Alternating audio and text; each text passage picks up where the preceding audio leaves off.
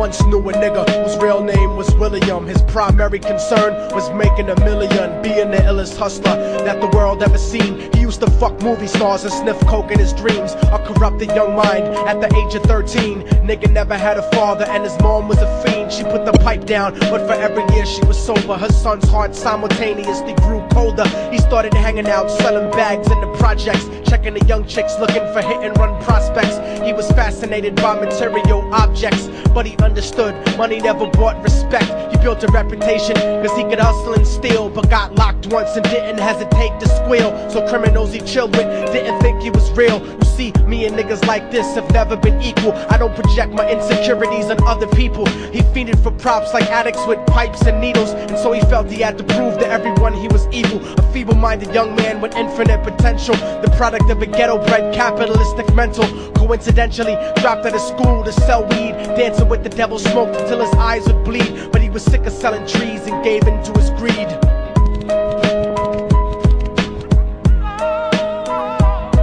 Everyone tryna be trife never faced the consequences. You probably only did a month for minor offenses. Ask a nigga doing life if he had another chance. But then again, there's always the wicked that knew in advance. Dance forever with the devil on a cold cell block. But that's what happens when you rape, murder, and sell rock. Devils used to be gods, angels that fell from the top. There's no diversity because we're burning in the melting pot.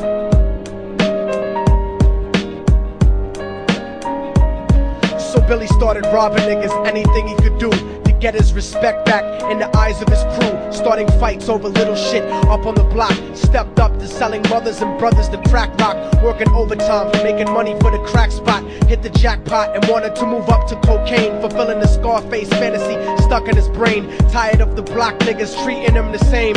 He wanted to be major like the cutthroats and the thugs, but when he tried to step to him, niggas showed him no love. They told him any motherfucking coward can sell drugs. Any bitch nigga with a gun can bust slugs.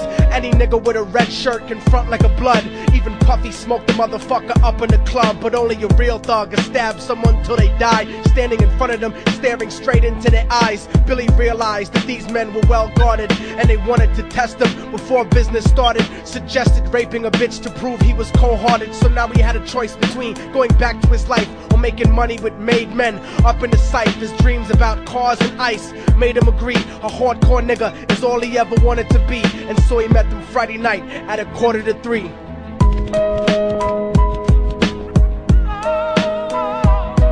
Everyone tryna be trife never faced the consequences. You probably only did a month for minor offenses. Ask a nigga doing life if he had another chance. But then again, there's always the wicked that knew in advance. Dance forever with the devil on a cold cell block. But that's what happens when you rape, murder, and sell rock. Devils used to be gods, angels that fell from the top. There's no diversity because we're burning in the melting pot.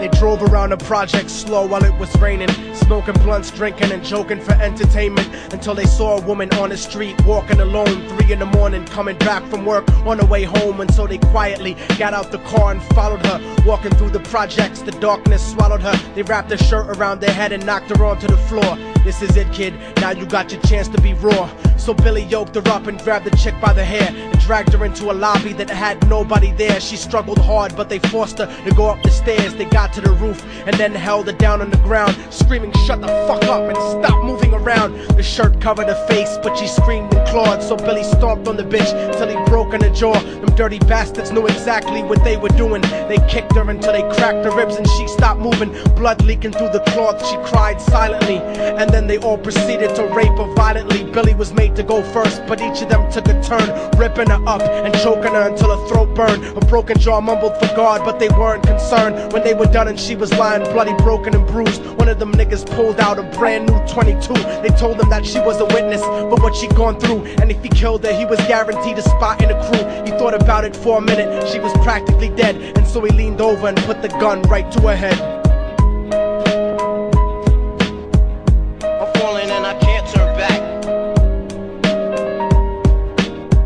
I'm falling and I can't turn back. right before he pulled the trigger and ended a life. He thought about the cocaine with the platinum and ice, and he felt strong standing along with his new brothers. Cocked the gat to her head and pulled back the shirt cover, but what he saw made him start to cringe and stutter, cause he was staring into the eyes of his own mother. She looked back at him and cried cause he had forsaken her. She cried more painfully, and when they were raping her, his whole world stopped. He couldn't even contemplate. His corruption had successfully changed his fate, and he remembered how his mom used to come home late, working hard for nothing, cause now what was he worth? He turned away from the woman that had once given him birth, and crying out to the sky cause he was lonely and scared, but only the devil responded cause God wasn't there. And right then he knew what it was to be empty and cold, and so he jumped off the roof and died with no soul. They say death takes you to a better place, but I doubt it. After that they killed his mother and never spoke about it. And listen, cause the story that I'm telling is true, cause I was there with Billy Jacobs and I raped his mom too. And now the devil follows me everywhere that I go. In fact, I'm sure he's standing among one of you at my shows, in every street cipher listening to Little Thug's flow. He could be standing right next to you and you wouldn't know. The devil grows inside the hearts of the selfish and wicked. White, brown, yellow and black color is not restricted. You have a self-destructive destiny when you're inflicted, and you'll be one of God's children that fell from the top. There's no diversity because we're burning in the melting pot. So when the devil wants to dance with you, you better say never, because a dance with the devil might last you forever.